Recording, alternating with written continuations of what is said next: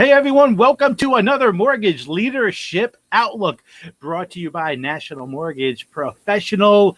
Thank you so much for joining us for the Mortgage Leadership Outlook today. We're super excited to have you, and I'm super excited to have Nomi Smith, who's the co-founder of PMI Ray Pro, also an active originator. So Nomi, thank you so much for joining us today. Thank you. Thanks for having me here today. I'm a big fan, so I'm really honored to be here. Thanks. A big fan of this, of me? Oh my goodness. Yeah, you. That's great. That's fantastic. I appreciate that. And listen, it's an honor to be able to have leaders like yourself, come and join us. We created this back actually in I want to say late March, so we can kind of help our industry deal with what we were dealing with when the coronavirus hit. As an industry, we were just unprepared for it. Most of us unprepared. So we had the opportunity to meet with some unbelievable leaders and just help tell their story and help actually tell the story of what to do and how to react to actually our audience, and also actually how the mortgage professionals that watch this, how they can interact with their communities, with their employees. It's been great actually to connect with people that we've known for many, many years, and also meet new people that we've never had contact with before, like yourself, Nomi, and hear great stories. So let's go back actually. So you and I had a little chat through LinkedIn earlier today. We're talking a little bit about your history and about how you were growing up.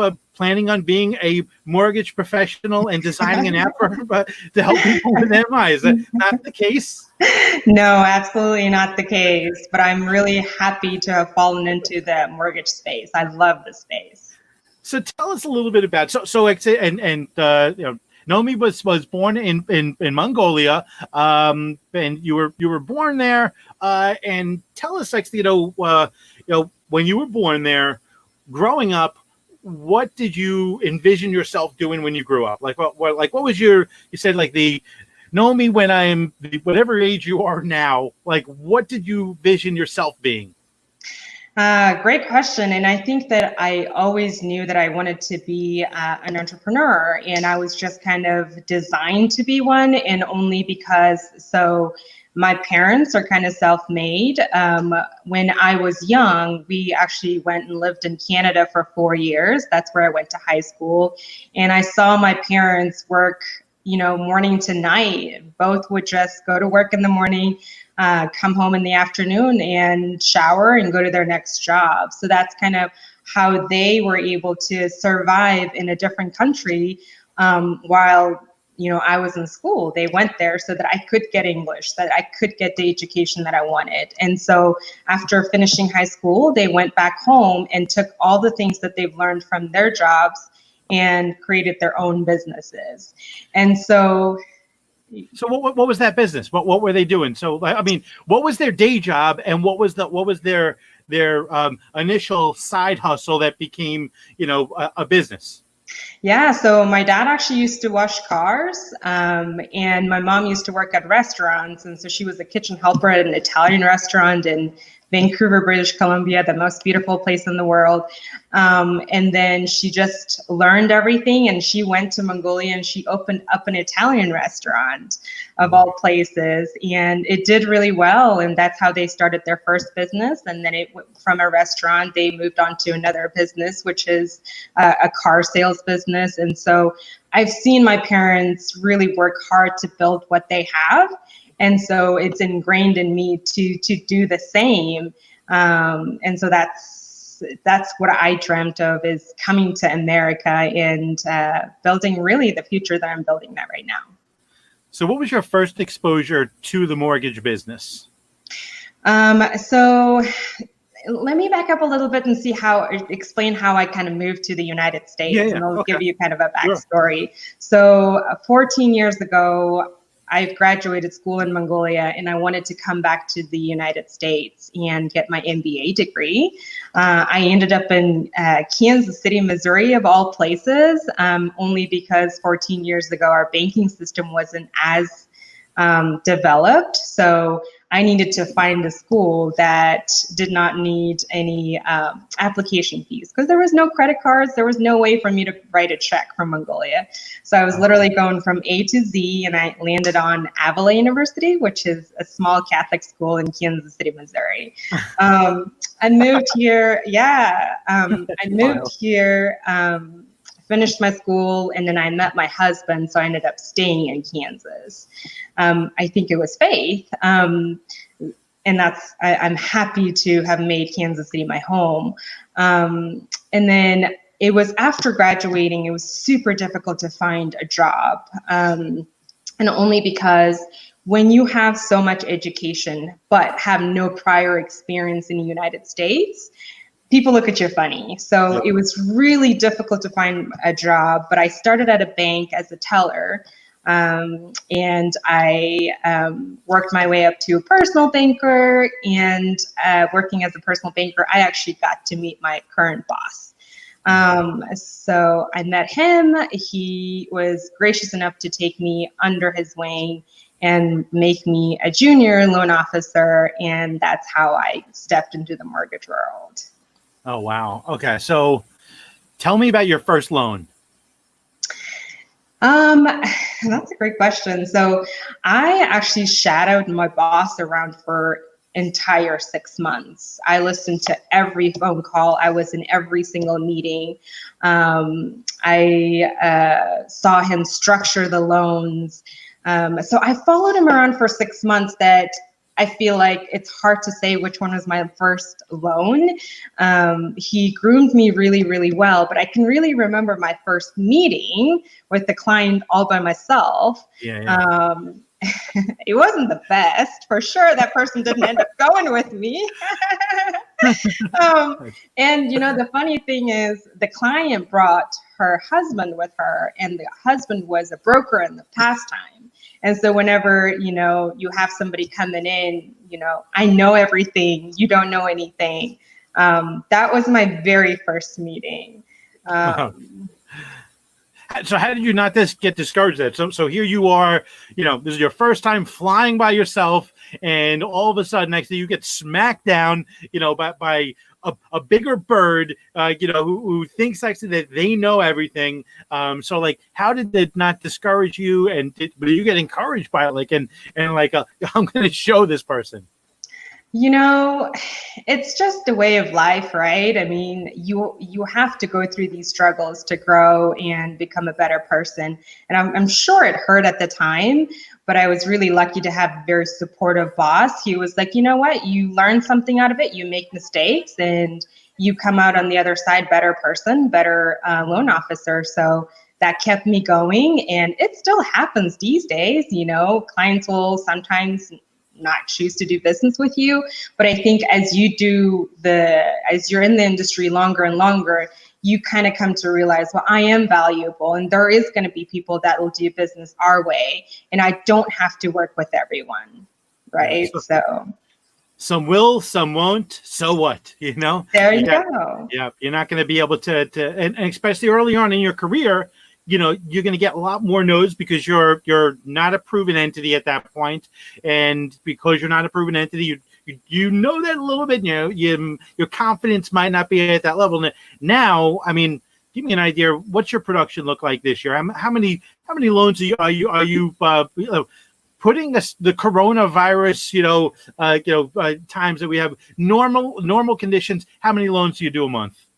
I'm a part of a really big team, and I work for a very successful loan officer that's been doing this forever. So I can't say all of the volume is mine, but we're doing amazing, and we do about 6 to 7 million a month. Or actually, the last 4 months, we've been averaging about $10 million a month. And in this area, the average loan balance is about 250,000. Oh, so yeah, we're having record months for sure. Wow, that's a lot of units. That is a lot of units. Yeah, I mean, listen, if you're in San Jose area, that's that's like 2 loans. There you go. Yeah, it's right. And if you're in the middle of the country, that's a lot of business. That's a lot of work to be done. So, so talk to us actually. So here you are. You're originating. Where did you see actually, this opportunity? Where more to the point actually? Where did you see, the pain points that led to, hey, we need to look at this. The PMI Ray Pro. So it is actually really funny. I was in the industry for about 3 years, and let me kind of go back and say that I got my own mortgage before I entered into the mortgage world. And so at the time, I got it from the bank that I used to work at, and it was very, it's not the way that we do it with our current team. It was very much like, here's what your payment's going to be, here's your cash out of pocket. And coming to the mortgage world, you kind of step back and realize, wait a minute, there was a way that I could have maybe structured my PMI differently, and my loan officer did not go over this with me. That could have changed how my finances looked, right? Yeah. And so that was an eye-opener in the first 3 years that I was working at the mortgage industry. Is like, there are way too many different PMI strategies that loan officers are not utilizing. And I was lucky enough to work for someone that's creative, that can look at things holistically and give the borrowers different options so that the borrowers have the ability to choose this. And so what we would do is we would spend time when we're structuring the loans searching for PMI. And typically we would just go to one or two and get a quote, and then we put it in the loan proposal and we'll go over it with the clients. But what happened is, about 3 years down the road, I had a client call me and say, hey, I actually got a quote from a bank across the street, and their PMI was $100 cheaper than yours on a single PMI. And that's when I was like, ding, ding, ding. What do you mean they were cheaper? And I think that was my first instinct to say, okay, from now on, I want to make sure that my client is always getting the best PMI ever. And that means we have to do the job of searching for every single, quoting all six PMI companies to make sure that they were getting the best deal. Yeah. And that's a really time-consuming process, Andrew. I don't know if you're familiar with it, whether you're going through a loan origination system or you're going to the actual website. It's not very easy to do. It takes time. So I ran into somebody here in Kansas City who's a big leader in the entrepreneur space. We just happened to know each other through our kids, and I shared with him, hey, here's the pain point. I don't like it. It takes time. At the same time, I want to be transparent to our clients. I want to make sure that they're getting the best deal. Can you see a solution to this? And he was like, let's partner up and let's do this. And so we created PMI Ray Pro. And so this is a tool that can shop PMI from all 6 PMI companies, and you'll get results within 10 seconds. We're hyper-focused on only PMI, and you'll get the results for monthly, single, split, lender paid, pretty much all different PMIs that are available. We'll give you all of those results. So now, and did you have to go to all the MI companies to get them to share this data with you? I mean, because to me, unless I knew that I'm going to be always the least expensive, I might not be willing to participate. I might not say, hey, listen, yeah, sure, take my stuff. So I look, like crap compared to everyone else who's going to be priced less than me. So like, how did you get the MI companies to say, yes, I want to participate in this marketplace that, basically just evaluates me based on price?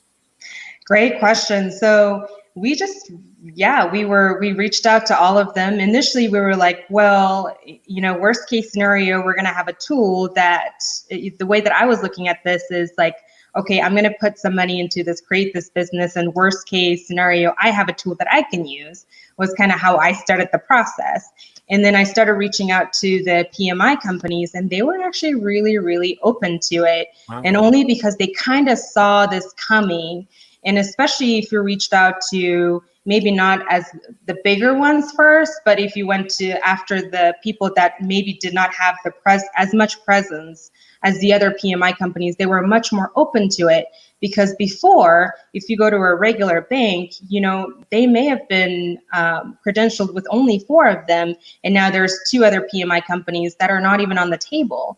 But now if we bring this option to them, now they're on the table. So to them, they saw it as, I think that the world is kind of heading this way anyway. Transparency is going to have to be given. So let's partner up and work together. And they've all been, I mean, it was not an easy process. It was very arduous, but they have been an amazing partner. And they do see the value in us because they do see that eventually, as most lenders, this is going to become the new normal, right? Yeah. As every lender with their own loan origination system pricing tool become aware of this tool, everyone's going to want it. And on the MI side, they don't want to be giving their access to every single lender out there. They would much rather just go through us because we have it. We're basically a third party in the middle that take care of a lot of the things that MI company would have to bear as cost, because just go through us. We're the solution. So how many years have you been originating mortgages? This is my almost 4th year. Okay, 4th year originating. And how many years have you been running PMI Ray Pro? So I am really lucky and I have a really strong team behind me. PMI Ray Pro has been in existence since January. Okay. So let's say you can only do one. Like, you know, that's it. You have to make a decision. You got to make the Sophie's choice. You got to kill one and you could only do one. What are you doing? Great question. So I love being able to kind of meet home buyers face to face because then I can really impact them that way. But then I also can impact the entire industry by running PMI Ray Pro too. So right now like I said, I have an amazing team that runs PMI Ray Pro, and I'm really, you know, doing mortgages and originating at the same time. But it'll be interesting to see how the shift is eventually going to happen, if it's going to be where I move over to PMI Ray Pro or still continue to originate. Right now, I love being able to meet my home buyers, and that's where my passion is. But also PMI Ray Pro is my passion baby too, because to me, I see a way to affect every single homeowner of the future. So again, I have an amazing team that runs it for now, but then I'll make the decision as PMI Ray Pro continues to grow.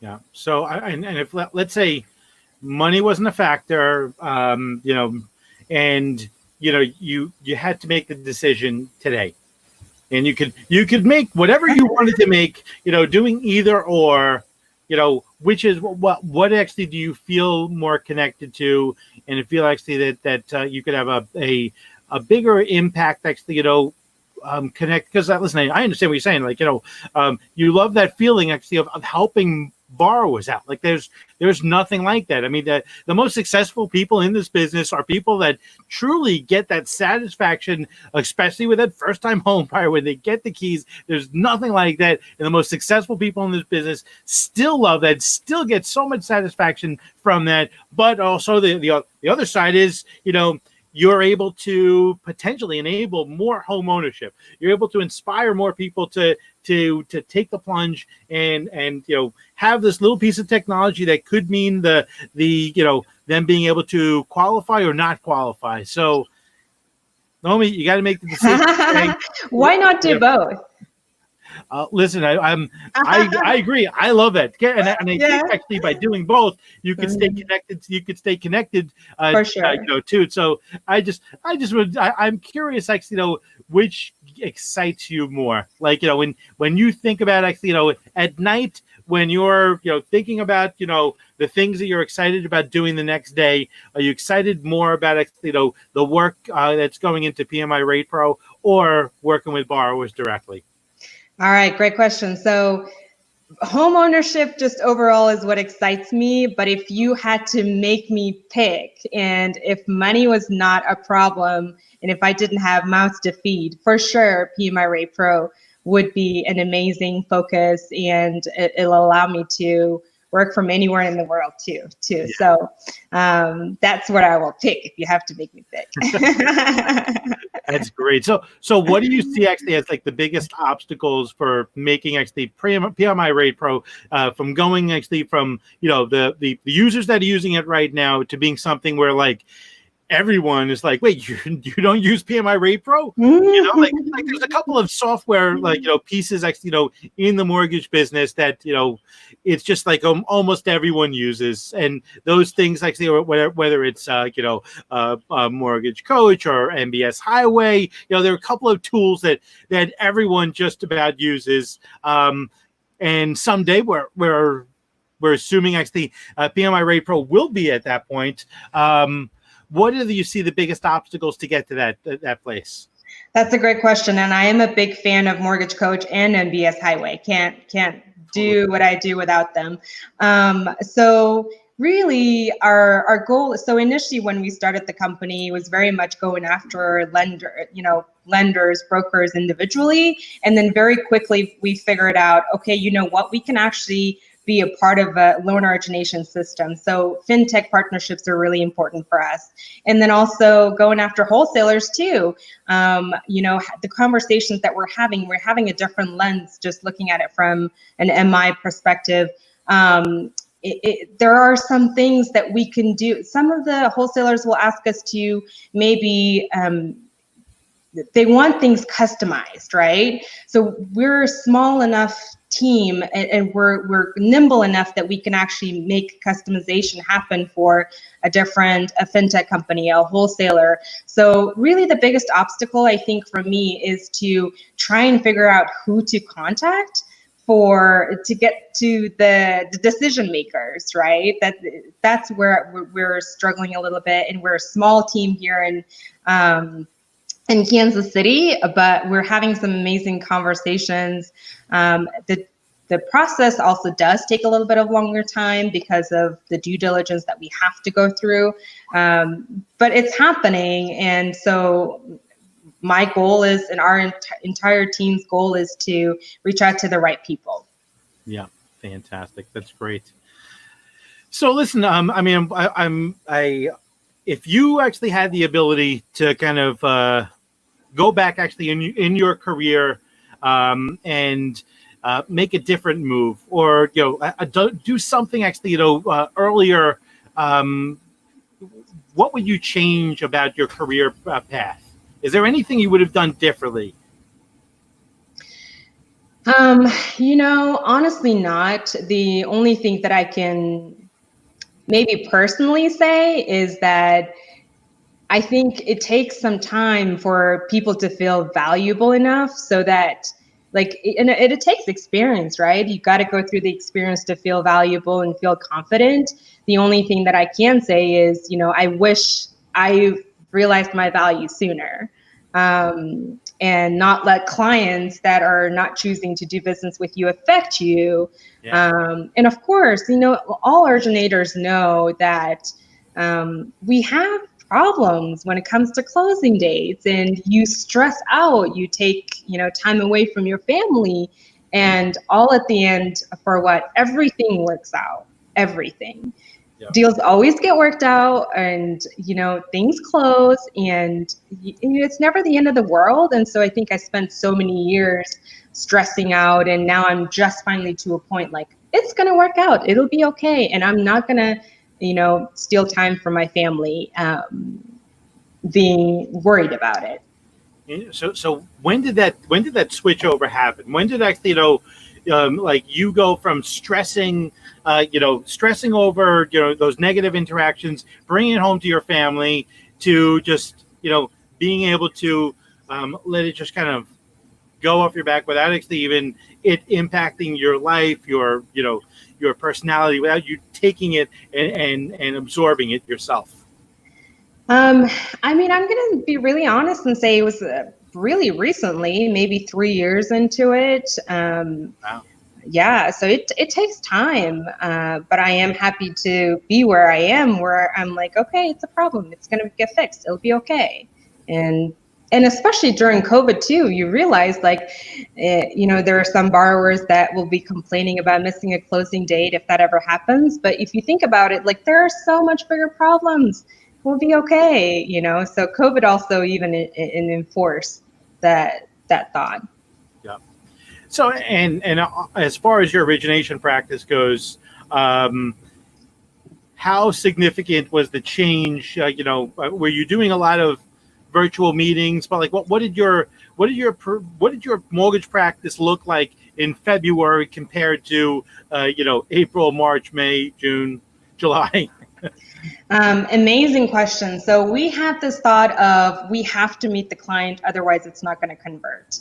We had to meet them in person. That's how we operated. We met every single person that we could, and conversion usually was always better. But forced into doing Zoom calls, I'm quickly realizing that you could just have as much of an effect over Zoom call than you can in person as well. So I'm doing Zoom calls, and I'm thinking going forward, why bother people to drive up to the office? Maybe we can continue to do things through Zoom, and then as long as with screen sharing, with Mortgage Coach, we have all the tools that are needed to assist the home buyer. That's fantastic. So beginning of the year, you're like belly, got to be there. If you're not actually meeting with a borrower face to face, you're not going to be able to lock them come April, May, June, July. You're like, why do I need to drive anywhere? Why do they need to come to my office? We can just do this all virtually. That's wild. Agreed. I think the world was heading this way anyway, and COVID just kind of made it happen fast. And I do think that because of this, the buyers are more willing to trust the Zoom process too, right? Maybe prior to this, they may have questioned things and they may have preferred an in-person meeting, but because of this, even buyers are forced to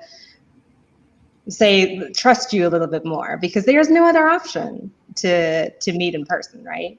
Yep. Fantastic. That's great. Well, listen, I love your story. I love actually, how you came to this country to just go to school, saw the opportunity to get in banking. Once you're in banking, saw the opportunity in the mortgage business, and then saw the problem actually that we had, through one of your clients, and were able to address that issue. It's a great story, really, really is. So, someone wants to get a hold of you. What's the best way to get a hold of you? They can find me on LinkedIn. I'm on LinkedIn as Nomi Smith. That would be the best place for anyone to get a hold of me. Fantastic. Oh, and listen, we cannot actually have this conversation without actually mentioning, we have coming up in National Mortgage Professional Magazine, we're doing Mortgage Banking's Most Powerful Women for 2020. So please, actually, obviously, Nomi, you need to get actually on that list. No question about that. But please, everyone, follow that link below. It's something actually you definitely have to get on. So please, get on that, follow that link, make your nomination, nominate to whoever you want to nominate. Would love to see actually as many people nominated on that as possible. That's going to be coming up, I believe, if I'm not mistaken, I think the September issue of National Mortgage Professional Magazine. Also be on the website on nationalmortgageprofessional.com. So, Nomi, thank you so much for taking the time out of your day to join us. We really, really appreciate it. Thank you so much. It was great talking to you. All right, everyone. Thank you so much for joining us for another Mortgage Leadership Outlook. We join you every Wednesday at 4 o'clock East Coast time, 1 o'clock Pacific time to bring you the biggest leaders in the mortgage business, people who are controlling the way the industry is going to look today and in the future. Really appreciate everyone who joins us. Thank you so much, and we will see you next Wednesday.